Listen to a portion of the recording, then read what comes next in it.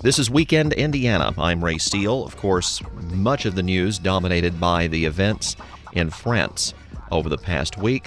First, the killing of 12 people at Charlie Hebdo, the magazine, a satirical magazine that had in the past had been attacked for printing caricatures of the Prophet Muhammad, and they continued to print what obviously a couple of people found to be offensive material. I guess they would consider it blasphemous, and those individuals went in with guns blazing and killed 12 people. Then we had the hostage situations involving the suspects and some people connected to those suspects in France afterward. It has not been a good week in Paris. And this violence was carried out, apparently, in the name of Islam, in the name of the Muslim faith.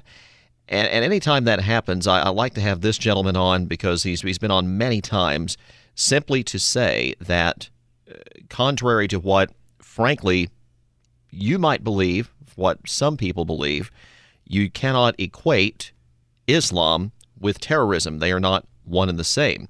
There are people, obviously, within the faith who disagree on the other side of the world. Obviously, some of these people in Paris that the police over there have been dealing with, perhaps some people in this country. But the Ahmadiyya Muslim community, which has been around for a very long time in this country, does not agree with that perception. And joining me is the spokesman for the Ahmadiyya Muslim Community USA here in Indianapolis, Mr. Muzaffar Ahmad. Mr. Ahmad, how are you today? I'm doing well, Ray. How are you? I'm doing well again.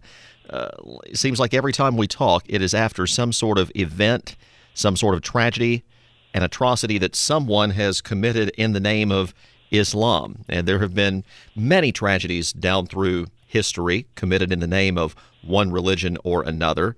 But ever since the September 11th, 2001 attacks, which were also committed in the name of Islam, that has put a big focus, at least among some people, on the Muslim community, among Islam, and whether or not this is condoned in the minds of those who practice the Islamic faith like yourself.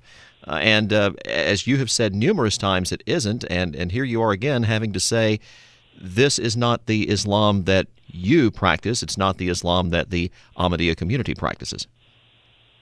That is correct, Ray. And what I really want to say is that this is not what the teachings of real Islam is. It's not just my Islam or the Islam of the Ahmadiyya community, but the religion of Islam in its essence is a peaceful religion, and it does not encourage anybody to kill anybody for whatever reason they think is legitimate. So the Holy Quran, which is the book that Muslims are supposed to follow, a verse clearly state that if you kill one person unjustly, it's like killing the entire mankind.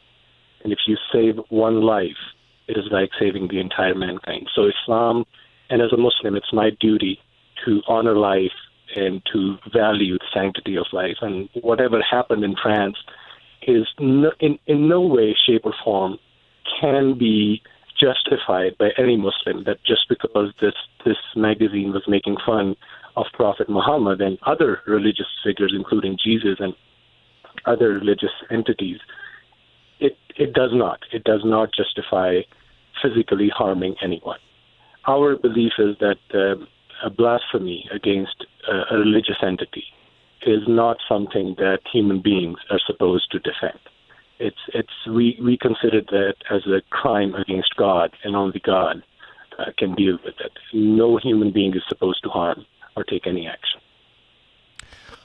What do you say to those who might question, and there are some within Islam and some outside of Islam that you will hear from, who will pick out a portion of the Quran or pick out the teachings of someone within the faith that seem to counter what you say, or in their mind it says, well, look what this says. This says that the Prophet Muhammad said it was okay to kill, for lack of a better term, an infidel. What do you say to those people who will pick and choose portions of the Quran or portions of anyone's speech and say, well, this says something else? You're absolutely right, Ray. And you will find people who will use portions of all scriptures, not just Quran. People will also find similar verses in Bible or in Old Testament or New Testament or even in other scriptures like those that are used by Hindus in India, and take a verse or a passage out of context and say, hey, look, this justifies me creating violence or basically pursuing my agenda, which may be motivated by religious or political or any other way. So people will find verses and use them and twist them out of context and use them to promote hatred. So to them, I can only say that what you are reading from the scripture or what conclusions you're drawing from the scriptures are not right, and in no way, shape, or form anyone has the right to take law into their own hands. Again, the question comes up, well, where are the Muslims speaking out? And some people will say, well, they're afraid of being attacked themselves. You obviously are not.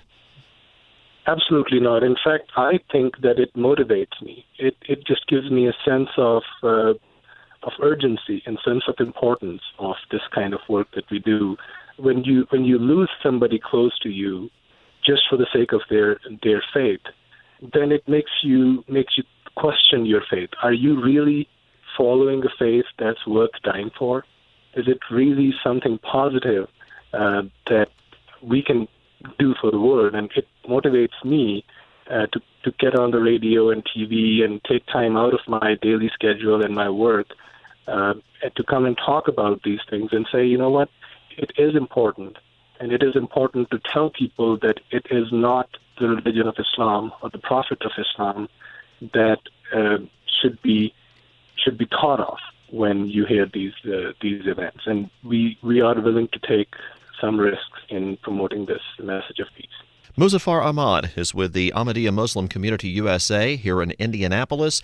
Mr. Ahmad, it's always a pleasure talking to you, and we will try to make it under better circumstances next time. I'm looking forward to that. Thank you.